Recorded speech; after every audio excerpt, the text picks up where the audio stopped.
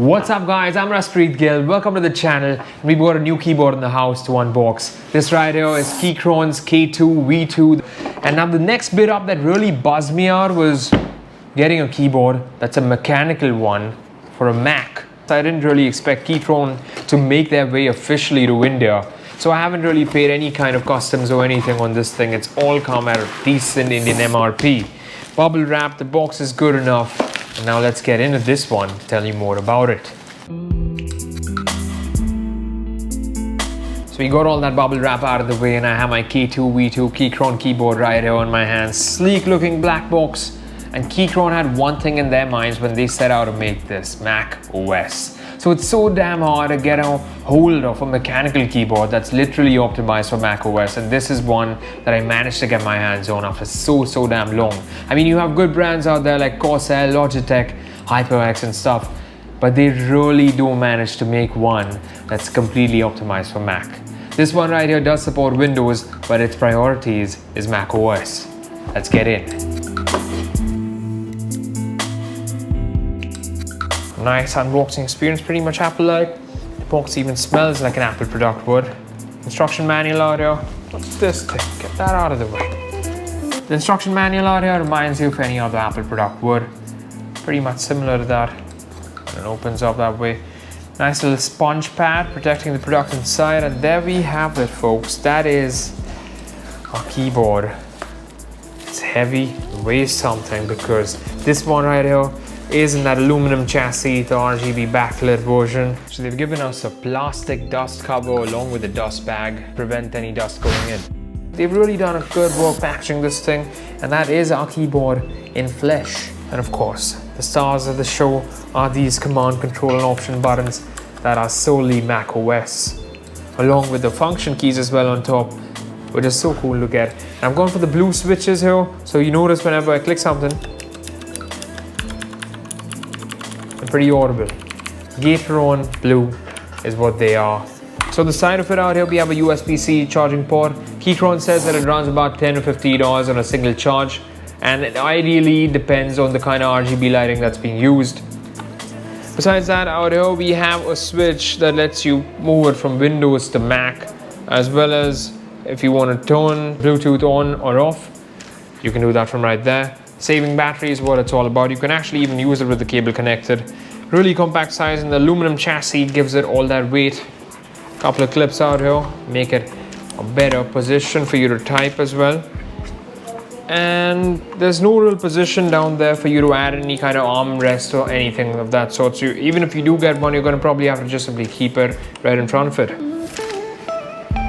That's our keyboard. We also have another instruction manual inside here. Besides that, inside the box, we get a braided USB Type-C charging cable. It's got a USB-A in the front of it.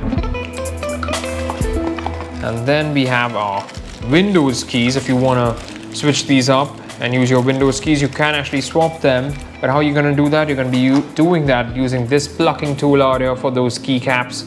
Just simply insert them and you can put those keys in right away. Nonetheless, we don't have the hot swappable version, so we can't really change switches, or else you get another tool that lets you even pluck out switches from this. But I love the box, it's really well made, neat as ever. Let's quickly get in and set this thing up and show you what it feels like to type. Insert the USB Type-C cable into the slot, and the red light on it indicates it's charging. The first preview of those RGB lights. Alright, the keyboard's charged up and we're ready to use it and experience the Keychron K2. You can pair the keyboard with up to 3 devices via Bluetooth and then swap between them. We have no app on the computer to change these lights, so we're going to have to do that through the keyboard itself. Press the FN key out here as well as the light button up there to turn it off. And there you go, the RGB lighting's off. Press those 2 keys again and it's back on. And we have around about 14 to 15 different light options. There we go, this is a solid color at the back. You want to switch this up, you press the function key and you can move it through.